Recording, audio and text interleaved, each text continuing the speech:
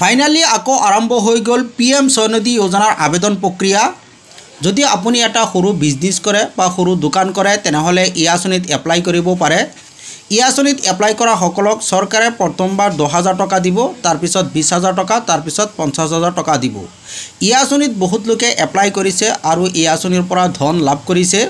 যদি আপুনি এটা সৰু ব্যৱসায় কৰে বা সৰু দোকান কৰে তেনেহ'লে এই আঁচনিত এপ্লাই কৰিব পাৰে। এই আঁচনিত কেনেকৈ এপ্লাই কৰিব লাগে, কি কি ডকুমেণ্টৰ প্ৰয়োজন হ'ব, সম্পূৰ্ণ প্ৰচেছ আপোনালোকে এইটো ভিডিঅ'ৰ জৰিয়তে জানিব পাৰিব।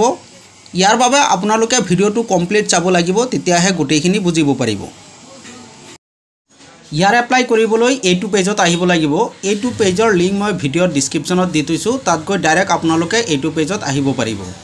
এইটো পেজত অহাৰ পিছত ইয়াত চাক দিয়া আছে প্ৰথমবাৰ 10,000 টকা দিব, তাৰপিছত 20,000, তাৰপিছত 50,000 টকা দিব। এই টকাটো একেবাৰে ফ্ৰীত নিদিব। প্ৰথমবাৰ 10,000 টকা দিব, এই টকাটো ৰিটাৰ্ণ কৰাৰ পিছত আকৌ 20,000 টকা দিব, 20,000 টকা ৰিটাৰ্ণ কৰাৰ পিছত আকৌ 50,000 টকা দিব। এইটো ছিষ্টেমত টকাটো দিয়া হ'ব। অলপ তলফালে আহিব, ইয়াত চাওক দিয়া হৈ আছে আজিলৈকে কিমান লোকে এপ্লিকেশ্যন কৰিছে আৰু টকা পাইছে। ইয়াত সকলোখিনি ডিটেইলছ দিয়া হৈ আছে, আপোনালোকে চাব পাৰিব। যদি আপুনি এপ্লাই কৰিব বিচাৰে তেনেহ'লে ইয়াত চাওক এটা অপশ্যন দিয়া হৈ আছে এপ্লাই লৱাৰ কম লোন। এইটো অপশ্যনৰ ওপৰত ক্লিক কৰি এপ্লাই কৰিব পাৰিব। এইটো অপশ্যনৰ ওপৰত ক্লিক কৰি দিব। তাৰপিছত আপোনাৰ সন্মুখত এনেকুৱা পেজ আহিব। ইয়াত চাওক দিয়া আছে মোবাইল নম্বৰ, ইয়াত আপোনাৰ মোবাইল নম্বৰটো বহুৱাই দিব। তাৰপিছত এই কেপচাৰটো ইয়াত বহুৱাই দিব আৰু ৰিকুৱেষ্ট OTPত ক্লিক কৰি দিব। আপোনাৰ মোবাইলত এটা OTP পঠিয়াব, OTPটো ইয়াত বহুৱাই দিব আৰু ভেৰিফাই OTPত ক্লিক কৰি দিব। তাৰপিছত আপোনাৰ সন্মুখত এনেকুৱা পেজ আহিব। ইয়াত আপোনাৰ মোবাইল নম্বৰটো শ্ব' কৰিব। তাৰপিছত তলত চাওক দিয়া আছে আধাৰ নাম্বাৰ, ইয়াত আপোনাৰ আধাৰ নম্বৰটো বহুৱাই দিব আৰু এই কেপচাৰটো ইয়াত বহুৱাই দিব। তাৰপিছত তলত চাওক দুটা অপশ্যন দিয়া হৈ আছে, এটা হ'ল ভেৰিফাই উইথ OTP আৰু এটা হ'ল ভেৰিফাইড উইথ বায়'মেট্ৰিক। ইয়াত আপোনাৰ আধাৰ কাৰ্ডটো ভেৰিফাই কৰিব লাগিব, OTPৰ সহায়তো ভেৰিফাই কৰিব পাৰিব আৰু বায়'মেট্ৰিকৰ সহায়তো ভেৰিফাই কৰিব পাৰিব। যদি OTPৰ সহায়ত ভেৰিফাই কৰিব বিচাৰে তেনেহ'লে ভেৰিফাই উইথ OTPৰ ওপৰত ক্লিক কৰি দিব। তাৰপিছত এপ্লাই কৰাৰ বাবে আপোনাৰ সন্মুখত এনেকুৱা এটা ফৰ্ম আহিব, এই ফৰ্মটো ফিল কৰিব লাগিব। প্ৰথমতে ইয়াৰ পৰা চিলেক্ট ষ্টেটত ক্লিক কৰি ষ্টেটটো চিলেক্ট কৰি দিব। তাৰপিছত ডিষ্ট্ৰিক্ট, ইয়াৰ পৰা ডিষ্ট্ৰিক্টটো চিলেক্ট কৰি দিব। তাৰপিছত নেম অফ দ্য UBL চিলেক্টত ক্লিক কৰি দিব আৰু আপোনাৰ এলেকাৰ যিটো UBL হয় সেইটো চিলেক্ট কৰি দিব। তাৰপিছত ৱাৰ্ড নেম, ইয়াত আপোনাৰ ৱাৰ্ডৰ নামটো লিখি দিব। তাৰপিছত ৱাৰ্ড নাম্বাৰ, ইয়াত আপোনাৰ ৱাৰ্ডৰ নাম্বাৰটো বহুৱাই দিব। তাৰপিছত পাৰ্চনেল ইনফৰমেশ্যন, তলত চাওক দুটা অপশ্যন দিয়া হৈ আছে, এটা হ'ল মেম্বাৰ অফ CIG আৰু এটা হ'ল মেম্বাৰ অফ JLG। আপোনালোকে এই দুটা এনেকৈ ৰাখি দিব। তাৰপিছত নেম এজ পাৰ আধাৰ কাৰ্ড, আধাৰ কাৰ্ডত যেনেকৈ নেম আছে ইয়াত আহি যাব। তাৰপিছত ফাদাৰ্ছ নেম, ইয়াত দেউতাকৰ নামটো লিখি দিব। ডেট অফ বাৰ্থ আহি যাব।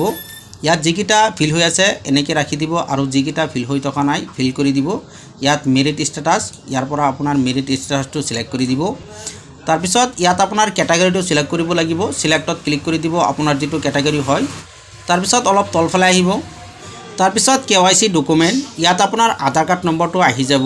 ভোটাৰ ID কাৰ্ড নং, ইয়াত আপোনাৰ ভোটাৰ ID কাৰ্ডৰ নম্বৰটো বহুৱাই দিব লাগিব।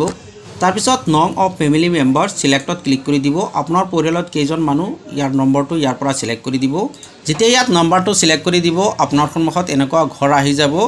ইয়াত আপোনাৰ পৰিয়ালৰ নাম লিখিব লাগিব। প্ৰথমতে ইয়াত নামটো লিখি দিব। তাৰপিছত চিলেক্টত ক্লিক কৰি ইয়াৰ পৰা ৰিলেশ্যনশ্বিপটো চিলেক্ট কৰি দিব। তাৰপিছত যিজনৰ নাম লিখিব সেইজনৰ এজটো ইয়াত বহুৱাই দিব। এনেকৈ আপোনালোকে পৰিয়ালৰ নামকেইটা লিখি দিব। তাৰপিছত অলপ তলফালে আহিব। তাৰপিছত এড্ৰেছ, ইয়াত আপোনাৰ এড্ৰেছ বহুৱাব লাগিব। এড্ৰেছ এনেকৈ নিজে নিজে আহি যাব, আধাৰ কাৰ্ডৰ পৰা লৈ ল'ব। যদি আপোনাৰ এইটো এড্ৰেছৰ লগত কাৰেণ্ট এড্ৰেছ ছেম হয় তেনেহ'লে এইটো বক্সত টিক চিন লগাই দিব। এনেকৈ তলৰটো ফিল হৈ যাব, আপোনাৰ ফিল কৰিব নালাগে। আৰু যদি বেলেগ হয় তেনেহ'লে এইখিনি ফিল আপ কৰিব লাগিব, আপোনাৰ এড্ৰেছটো বহুৱাই দিব লাগিব। তাৰপিছত তলত চাওক দিয়া আছে বেণ্ডিং এক্টিভিটি, চিলেক্টত ক্লিক কৰি দিব। আপুনি কি বিজনেছ কৰে ইয়াৰ পৰা আপোনাৰ বিজনেছটো চিলেক্ট কৰি দিব। তাৰপিছত প্লেচ অফ বেণ্ডিং, চিলেক্টত ক্লিক কৰি দিব। যদি আপুনি ফিক্স লোকেশ্যনত বিজনেছ কৰি আছে তেনেহ'লে ফিক্সটো চিলেক্ট কৰি দিব। আৰু যদি আপুনি বেলেগ বেলেগ ঠাইত বিজনেছ কৰে তেনেহ'লে মোবিলটো চিলেক্ট কৰি দিব। তাৰপিছত ডিউৰেশ্যন অফ বেণ্ডিং, ইয়াত ক্লিক কৰি দিব আৰু ইয়াৰ পৰা আপুনি কিমান দিনলৈকে বিজনেছ কৰি আছে ইয়াৰ পৰা আপোনালোকে ডেটটো সিলেক্ট কৰি দিব ইয়াৰ পৰা মাহটো সিলেক্ট কৰি দিব তাৰ পিছত ইয়াৰ পৰা চনটো সিলেক্ট কৰি দিব তাৰ পিছত বেন্ডিং ডেজ আপুনি সপ্তাহত কেইদিন বিজনেছ কৰে ইয়াৰ পৰা আপোনালোকে সিলেক্ট কৰিব পাৰে যদি অল ডেজ বিজনেছ কৰে তেনেহলে ইয়াৰ পৰা অল ডেজটো সিলেক্ট কৰি দিব যেতিয়া অল ডেজটো সিলেক্ট কৰি দিব এনেকৈ গুটিকেইটা সিলেক্ট হৈ যাব তাৰ পিছত ফ্ৰম টাইম আপুনি কেইটাৰ পৰা কেইটালৈকে বিজনেছ কৰে ইয়াত টাইম বহুৱাই দিব কেইটা বজাত দোকানটো খোলে ইয়াৰ পৰা আপুনি টাইমটো সিলেক্ট কৰি দিব আৰু কেইটা বজাত বন্ধ কৰে ইয়াৰ পৰা টাইমটো সিলেক্ট কৰি দিব তাৰ পিছত তলত চাক দি আছে লোকেশন এৰিয়া অফ বেন্ডিং যদি আপুনি কোনো নিৰ্দিষ্ট ঠাইত বিজনেছ কৰে তেনেহলে ইয়াৰ এড্ৰেছটো ইয়াত বহুৱাই দিব লাগিব তাৰ পিছত প্ৰুফ এজ এ ভেন্ডাৰ ইয়াত আপোনাৰ কেইটামান ডকুমেন্ট দিয়া হৈ আছে যদি আপুনি এইকেইটা থাকে তেনেহলে আপলোড কৰিব পাৰে আৰু যদি নাথাকে তেনেহলে গুটিকেইটা নো সিলেক্ট কৰি দিব তাৰ পিছত তলত চাক দি আছে টোটেল মান্থলি ফেমিলি ইনকাম আপোনাৰ পৰিয়ালৰ মান্থলি ইনকামটো ইয়াত বহুৱাই দিব তাৰ পিছত বেংক একাউণ্ট ডিটেইলছ ইয়াত আপোনাৰ বেংকৰ একাউণ্টৰ ডিটেইলছটো বহুৱাই দিব ইয়াত বেংকৰ নামটো লিখি দিব ইয়াত আইএফএসচি কোড ইয়াত ব্ৰাঞ্চ নেম আৰু ইয়াত একাউণ্ট নম্বৰটো বহুৱাই দিব তাৰ পিছত ইয়াত চাক দি আছে ডিজিটেল পেমেন্ট যদি আপুনি দোকানত ডিজিটেল পেমেন্ট ৰিসিভ কৰে কিউআৰ কোডৰ সহায়ত যিকোনো সহায়ত তেনেহলে ইয়াত ইয়েছটো সিলেক্ট কৰি দিব আৰু কেইটা ইউপিআই আইডি আছে ইয়াৰ পৰা নম্বৰটো সিলেক্ট কৰি দিব তাৰ পিছত ইয়াত দিয়া হৈ আছে যদি আপুনি আগৰ পৰাই কোনো লোন লৈছে তেনেহলে ইয়াত বহুৱাব লাগিব কিমান টকা লোন লৈছে মান্থলি কিমান টকা দিয়ে ইয়াত আপোনাৰ বহুৱাব লাগিব তাৰ পিছত অলপ তলফালে আহিব ইয়াত আপুনি কিমান টকা লোন ল'ব বিচাৰে যেটো প্ৰথমবাৰ 10000 টকা আপুনি লোন ল'ব পাৰিব ইয়াত আপুনি 10000 টকা বহুৱাব পাৰে বা 5000 টকাও আপুনি বহুৱাব পাৰে এটো এক বছৰৰ বাবে হ'ব এক বছৰ পিছত আপোনাক 20000 টকা দিয়া হ'ব তাৰ পিছত 50000 টকা দিয়া হ'ব তাৰ পিছত একেবাৰে লাষ্টত চাক দিয়া হৈছে আপুনি টকাটো লৈ কি কামত ব্যৱহাৰ কৰিব ইয়াত তিনিটা অপচন দিয়া হৈ আছে আপুনি যিকোনো এটা সিলেক্ট কৰিব পাৰে যদি আপুনি ওয়াৰ্কিং ক্যাপিটালৰ বাবে ল'ব বিচাৰে তেনেহলে এটো সিলেক্ট কৰিব পাৰে ইয়াৰ পৰা আপুনি যিকোনো এটা সিলেক্ট কৰিব পাৰে এনেকৈ গুটিখিনি ফৰ্ম ফিলআপ কৰাৰ পিছত তলত চাক দিয়া আছে সাবমিটত ক্লিক কৰি দিব তাৰ পিছত আপোনাৰ সন্মুখত এনেকুৱা পেজ আহিব ইয়াত আপোনাৰ ফটোটো নিজে নিজে আহি যাব আধাৰ কাৰ্ডৰ পৰা লৈ ল'ব তাৰ পিছত তলত ইয়াত আপোনাৰ বেংকৰ একাউণ্টটো ইয়াত ক্লিক কৰি আপলোড কৰি দিব লাগিব এনেকৈ স্ক্ৰিন কৰি আপলোড কৰি দিব